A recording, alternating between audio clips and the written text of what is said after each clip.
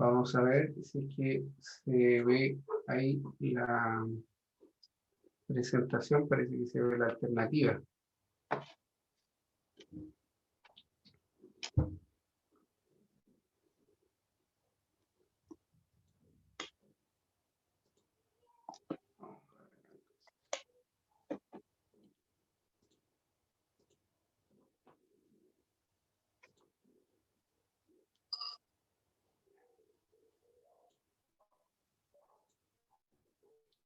¿Se puede ver la presentación ahí?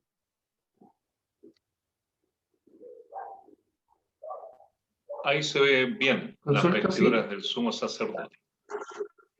¿Sí? Muy bien. ¿Sí? Ya. Bueno, muy buenas tardes, hermanos, hermanas. Estoy muy contento de poder estar con ustedes nuevamente compartiendo algo de la palabra del Señor. Vamos a hacer un breve recordatorio de lo que pudimos ver la semana pasada acerca de este tema, que son las vestiduras del sumo sacerdote. Vamos a poner para acá.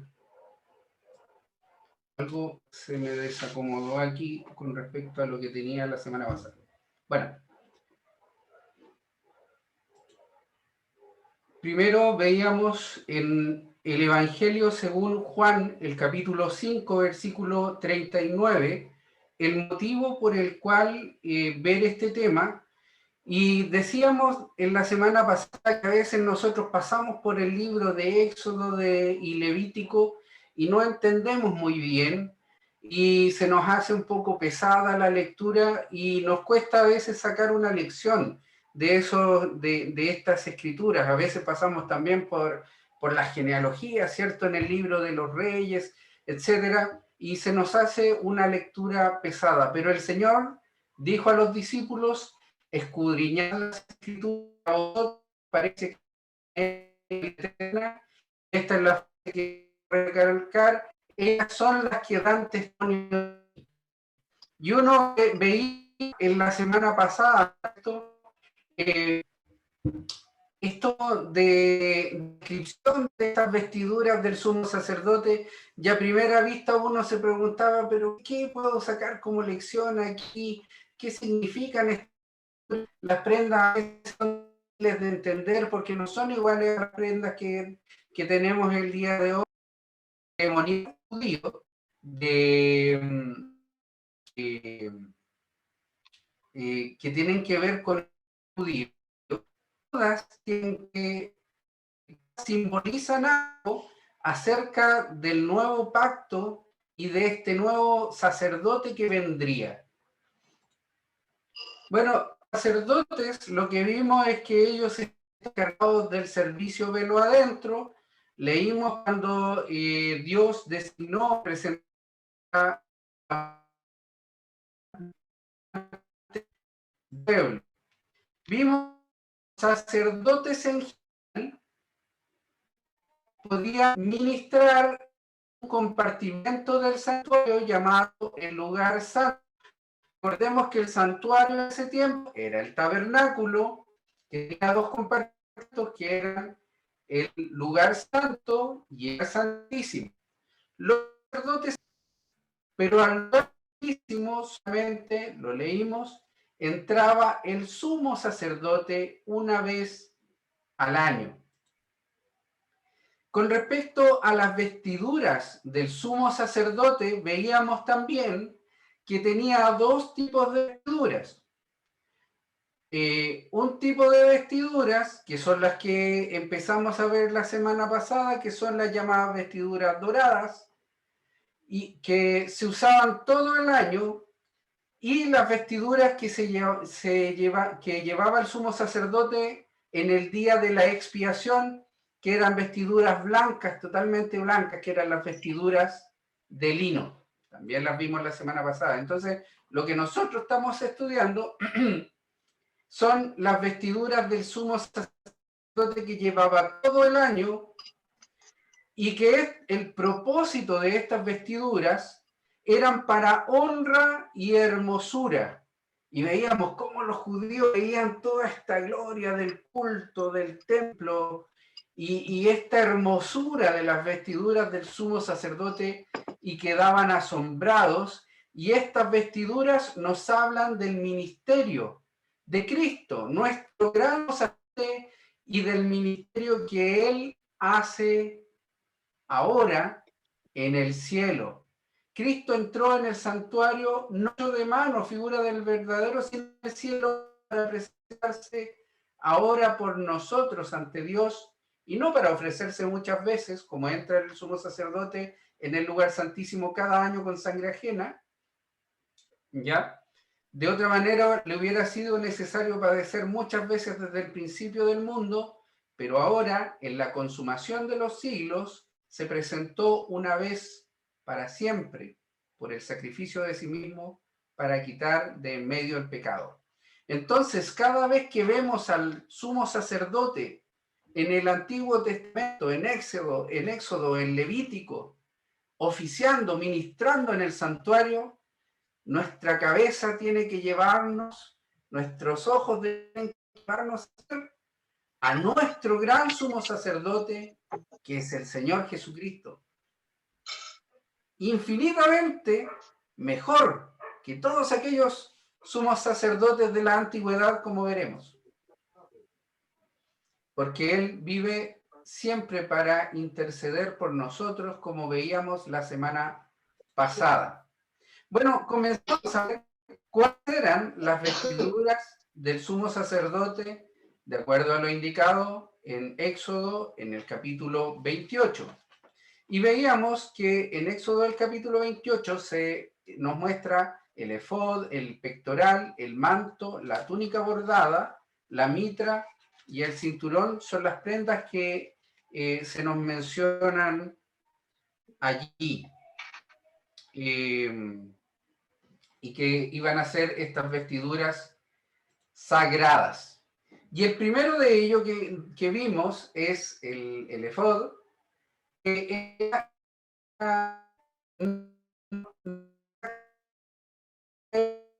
parecido a un chaleco, parecido a un delantal que tenemos aquí al frente. Y esta prenda tenía cinco colores que eran bien particulares y vimos sus significados. Esta prenda estaba hecha de oro, de azul, de púrpura, de carmesí y de lino. ¿Ya? Vimos que cada uno de estos materiales simbolizaba algo acerca de nuestro sumo sacerdote. Nada de esto que el Señor ordenó que se hiciese, que Dios ordenó que se hiciese, en el tabernáculo fue al azar. Instrucciones específicas. A Moisés y enfatizó que tenía que hacerlo como Él lo había mandado. Por lo tanto, cada una de estas cosas y de estos detalles significa algo y nos hace contemplar algo acerca del Señor. El oro, como vimos, y para ponernos de acuerdo, estos significados los sacamos de la escritura, eran significados de la escritura mencionados en estos materiales en otros pasajes de la Biblia. El oro vimos que era el metal imperecedero, incorruptible, el que soportaba la prueba, como veíamos en primera vez. El que soportaba la prueba, el que soportaba el fuego, el que soporta el paso del tiempo. Nos habla de la deidad, de la eternidad de nuestro Señor. El azul nos hablaba del origen celestial. La púrpura, la autoridad. Vimos en los versículos en Daniel, en Marcos, incluso cuando al Señor, para burlarse de él como rey de los judíos, le ponen un manto de escarlata. El carmesí, el rojo, que nos habla de la humanidad, y el lino torcido, que nos habla de la santidad, de la pureza del Señor. si nosotros vimos estos cuentos y vemos que el Señor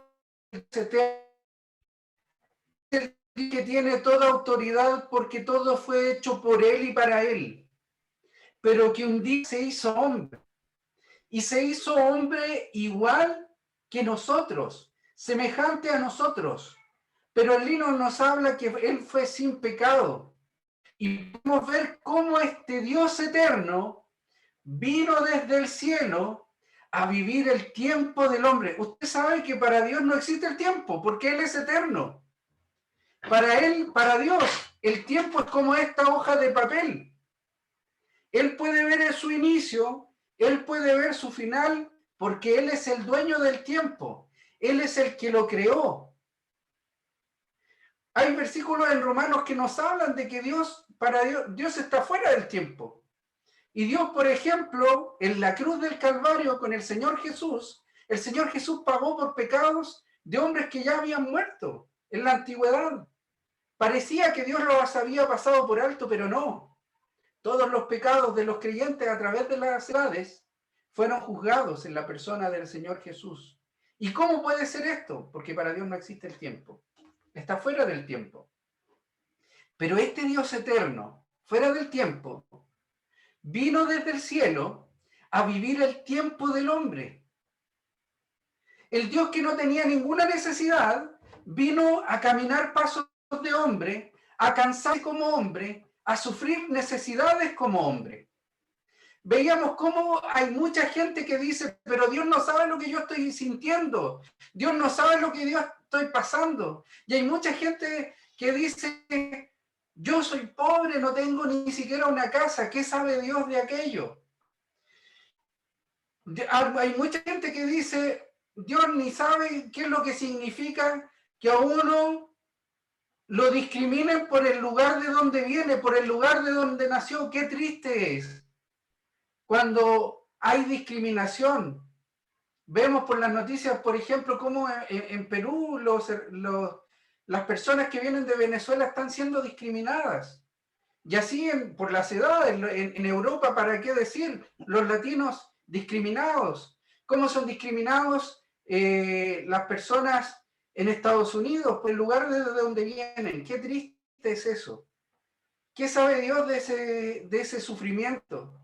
¿Qué sabe Dios lo que es tener problemas en la familia y que uno sufra al interior del seno familiar? ¿Qué sabe Dios de los dolores del alma? Si Dios está allá en el cielo. ¿Qué sabemos lo que es vivir amenazado, en peligro? ¿Saben que el Señor Jesús, cuando vino a este mundo, nació y vivió en humildad? Veíamos la semana pasada. Nació y vivió en humildad en un pesebre y después él decía que no tiene dónde recostar su cabeza. La creación, las zorras tienen guarida, las aves del cielo nido. Su propia creación tenía dónde ser cobijada. Pero el Señor, cuando estuvo aquí en el mundo, no tuvo dónde recostar su cabeza. Menospreciado por su origen, menospreciado por su oficio. En Marcos, el capítulo 6, versículo 3, la gente decía, ¿no es este el carpintero? No sé si ustedes lo han menospreciado por su oficio.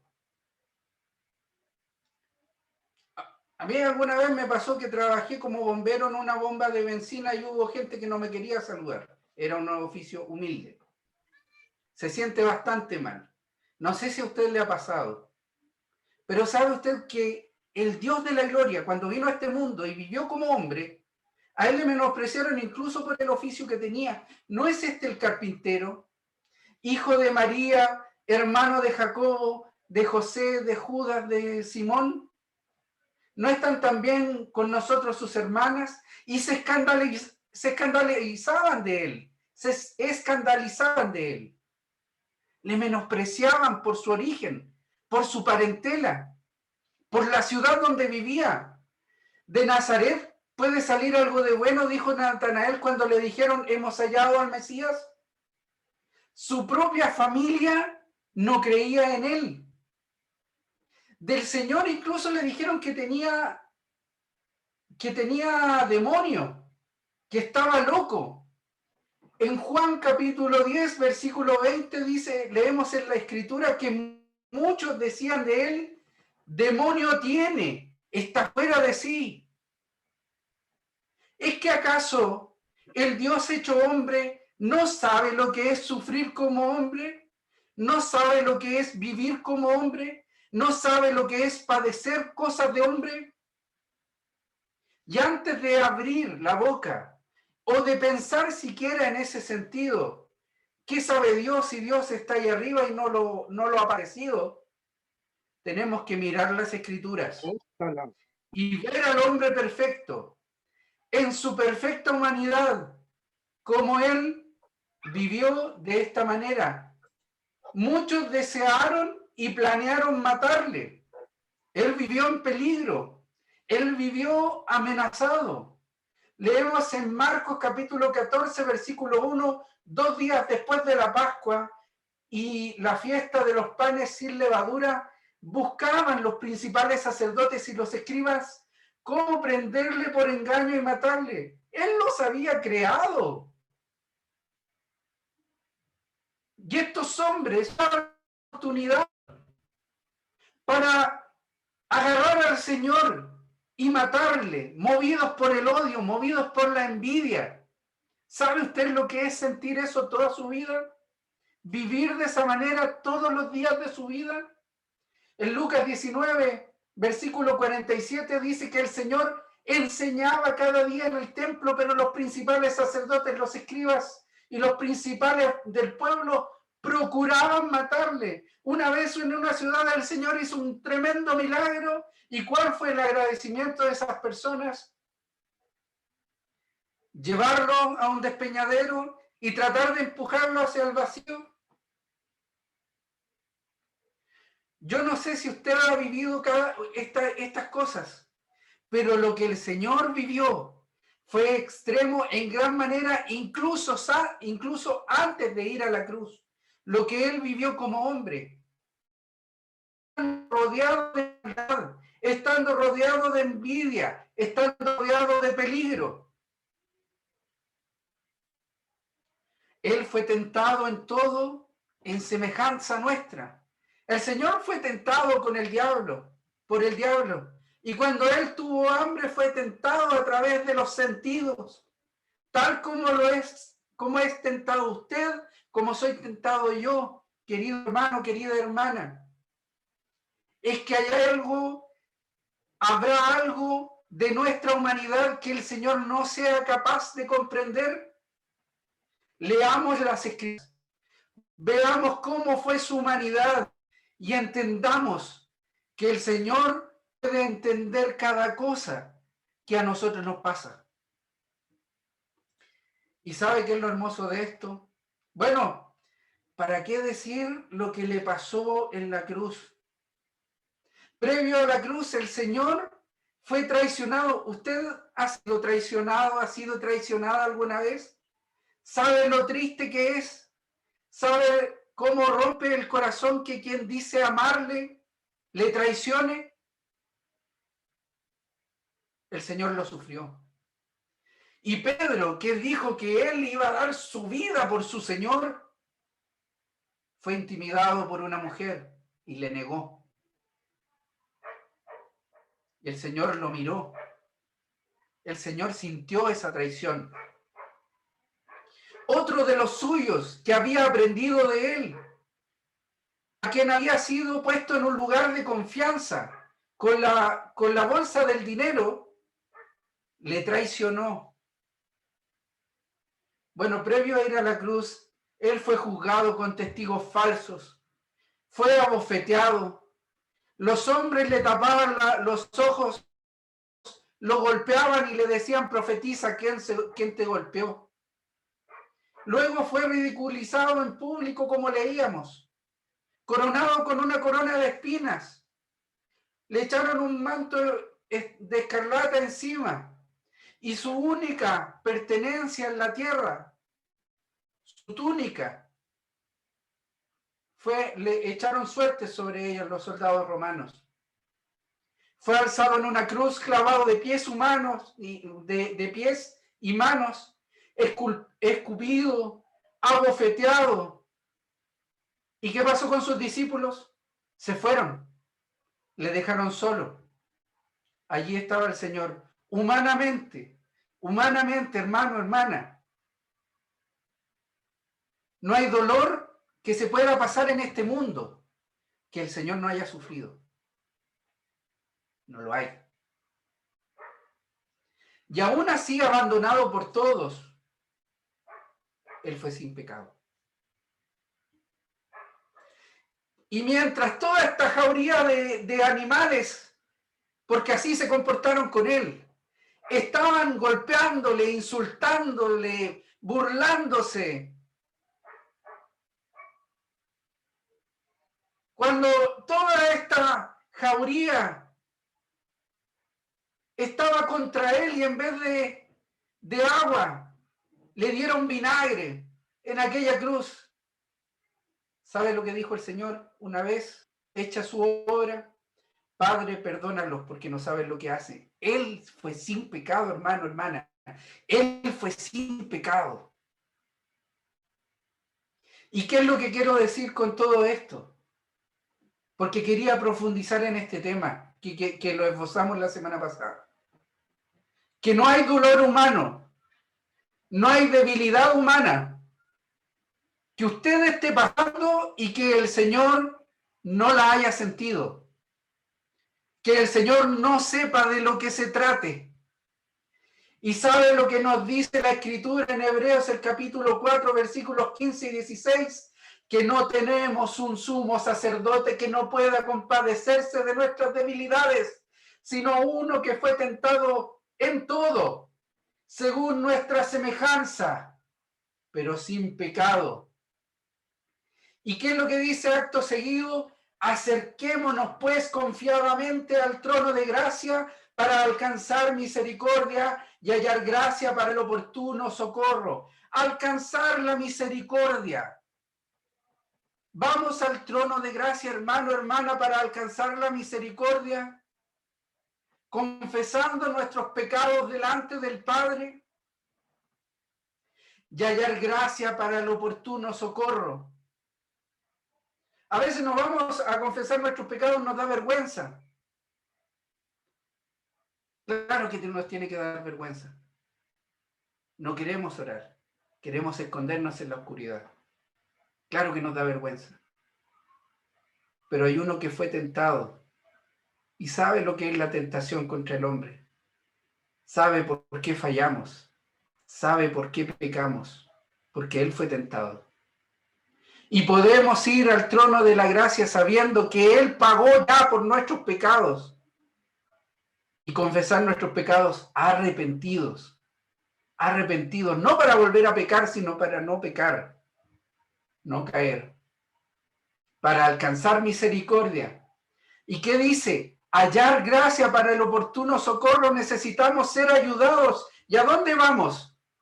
A veces le contamos el problema a un hermano porque él se parece más a nosotros y nos puede entender mejor, pero la Biblia nos dice que nadie nos puede entender mejor que nuestro sumo sacerdote. Hacia allá es donde tenemos que ir para hallar gracia. Hacia allá es donde nosotros vamos a alcanzar el socorro que necesitamos, porque Él es el que intercede ante el Padre. Se hablaba el hermano Ernesto de los intercesores. Él es nuestro único mediador, Él es nuestro único intercesor.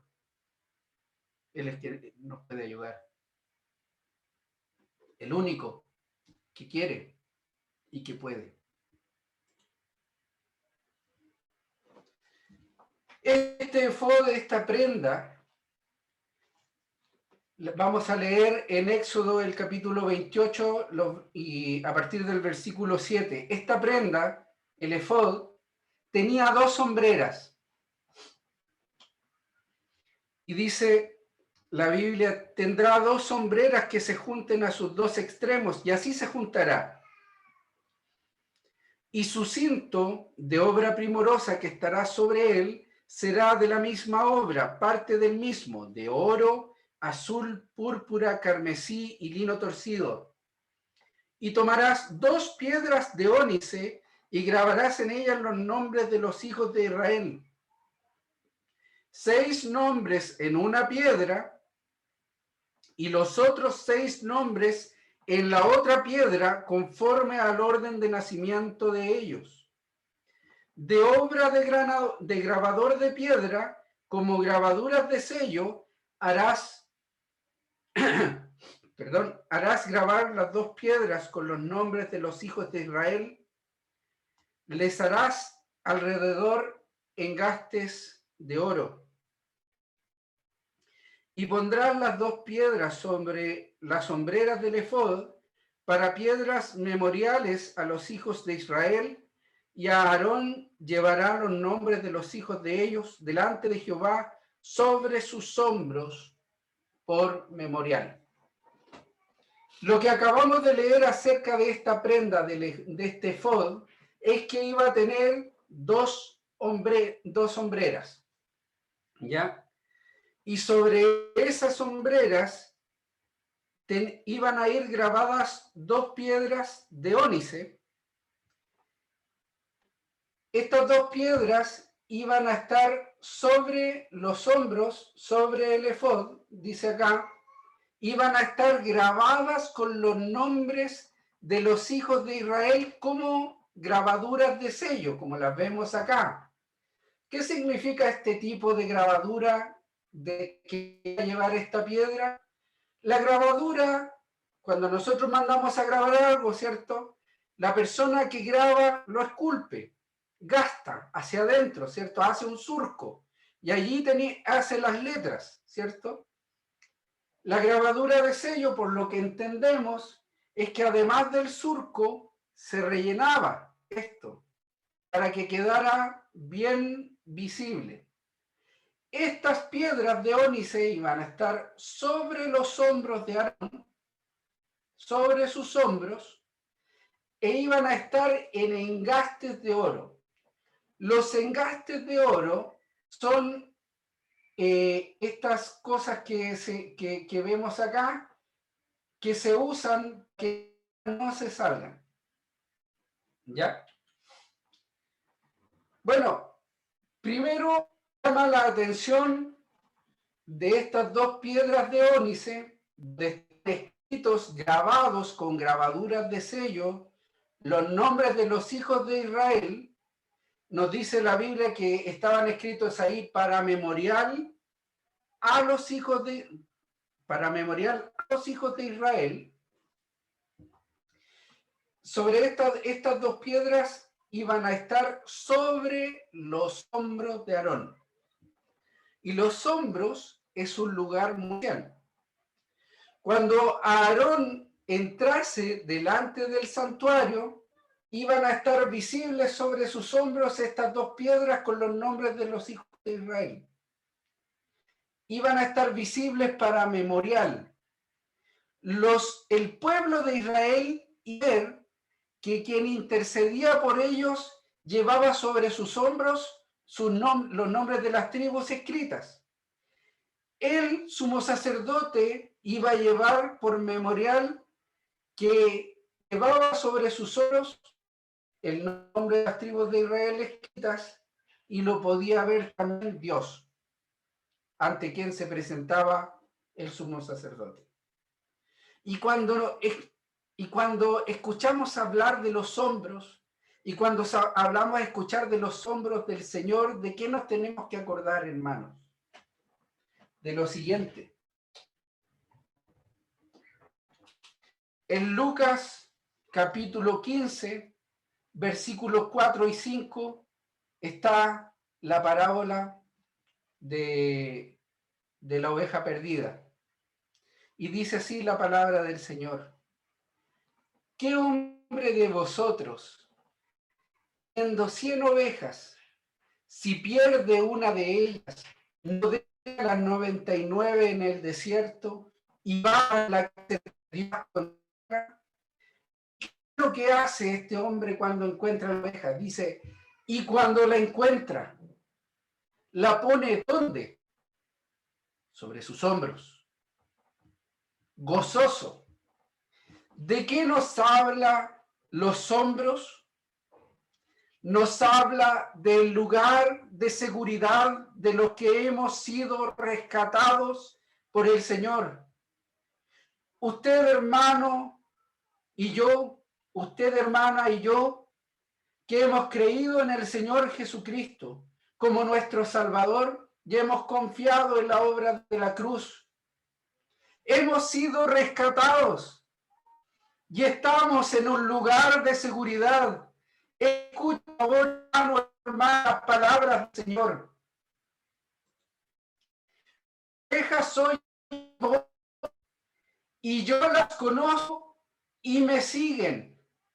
Y yo les doy de eterna. ¿Y qué dice acto seguido? Y no perecerán jamás, ni nadie las arrebatará de mi mano. Hay lugar seguro donde podemos estar que en los hombros del Señor. Hay lugar más seguro donde pueda estar nuestros nombres escritos que en los hombros de nuestros sacerdotes. Lugar para memoria de aquel que ante nosotros, ante Dios. Dios Padre no se olvida de los rescatados por su Hijo. El Hijo no se olvida de los que hemos sido rescatados por Él. No se olvidan ellos. Y aquí hay gran seguridad, hermano, hermana. En este tiempo en que nada es seguro. Nuestros trabajos no son seguros. Nuestra salud, ¿para qué decir? En estos tiempos de pandemia. Lo que pase con nuestras familias no es seguro. Pero su esperanza, hermano, hermana, es segura.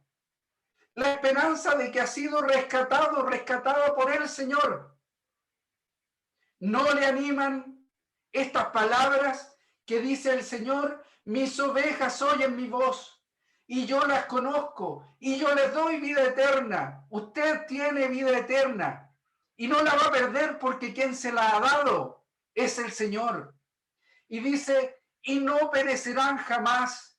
Escuche estas palabras y gócese en su corazón por la bendición que tiene, que no merece, que no merezco. No perecerán jamás, ni nadie las arrebatará de mi mano. Usted no puede ser arrebatado de la mano del Señor. Usted no va a perder su salvación, porque usted está en la mano del Señor. Ha sido rescatado y ha sido puesto sobre sus hombros. Y allí hay seguridad. De allí no se puede salir. De esa seguridad es de lo que nos habla la obra de grabador, como grabaduras de sello. Hablábamos que las letras eran esculpidas y eran rellenadas. ¿Y de qué nos habla esto? De que esos nombres que estaban escritos sobre la piedra, acá sobre los hombros de Aarón, no se podían borrar. No seremos borrados del libro de la vida, porque el Señor lo ha prometido. Aquí hay gran seguridad. ¿Y de qué nos hablan los engastes? Dice acá en las Escrituras, les harás alrededor engastes de oro. Y engastar es encajar firmemente una cosa en otra, especialmente una perla o una piedra preciosa en un metal. El engaste nos habla de algo que está puesto, que está incrustado ahí y que no se puede sacar de ahí. Todo lo que nos habla el detalle de las piedras sobre los hombros de Aarón, nos habla de la gran seguridad de que esos nombres no se borren y seguridad de que esas piedras no se salgan. Y leíamos que en el Señor hay seguridad, porque nadie nos arrebatará de la mano del Señor, pero donde además estamos, hermana.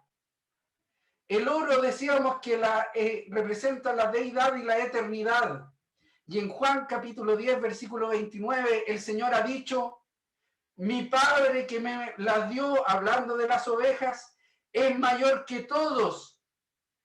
Y si estamos seguros en los hombros del Señor, y si nadie nos puede arrebatar de la mano del Señor, Miren cuánta seguridad hay acá. Y nadie las puede arrebatar de la mano de mi Padre. Estamos en la mano del Señor, estamos en la mano del Padre. Y de aquí adentro nadie nos saca, hermano, hermana. Alabado sea el nombre del Señor por la obra que Él ha hecho en favor de nosotros en la cruz. Alabado sea el nombre de nuestro Señor Jesucristo, que murió en favor de nosotros en la cruz y por quien estamos eternamente salvados y salvadas. Yo pregunto si es que aquí, entre los escuchando, todos tenemos esta seguridad. Y si hay alguien que no tiene esta seguridad, escucha. El Señor Jesucristo desde el cielo y murió, sufrió lo indecible en una cruz, alzado entre el cielo y la tierra, y murió, dio su vida por nosotros, murió por nuestros pecados. Él fue sepultado y resucitó. Si tú el día de hoy no tienes la seguridad de esta salvación, esta seguridad que nos inunda el corazón a nosotros los creyentes y nos da tanta tranquilidad en un mundo que está lleno de inseguridades, puedes ser salvo creyendo en el Señor Jesucristo como tu Salvador y confiando en la obra redentora de Cristo en la cruz. Hermano, ¿cómo no nos va a dar gozo el pensar en estas bendiciones que tenemos? Y vea usted cómo cada uno de estos detalles nos da luces acerca de lo que es el Señor Jesucristo, nuestro sumo sacerdote, pero además de lo que tenemos en Cristo Jesús. Vamos a orar. Nuestro Dios y Padre Celestial, te damos las gracias porque vemos tantas perfecciones, vemos cuán precioso, cuán glorioso es el Señor Jesucristo y cuánto nos ha dado. Alabamos tu nombre porque podemos contemplar nuestras bendiciones y gozarnos en ellas. Pero también suplicamos por nuestras familias, por nuestros amigos que no son creyentes, y rogamos a ti para que ellos también puedan alcanzar este gozo de estar rescatados sobre los hombros del Señor, teniendo esta seguridad. Qué precioso es tener esta seguridad en un mundo en el que nada es seguro. Gracias te damos por ello, nuestro Dios. Dejamos no solamente a nuestras familias, sino a nuestros hermanos que sufren. Nuestros hermanos que están sufriendo tanto en Venezuela, como se decía al inicio de la reunión, que están padeciendo de necesidad, que están padeciendo enfermedades, y también en otros países vecinos, nuestro Dios, donde ahora ha aumentado la pobreza, ha aumentado la escasez. Rogamos para que ellos también no solamente tengan el consuelo de sus almas, sino todo lo que necesitan. Te lo rogamos, nuestro Dios, en el nombre del Señor Jesús. Amén.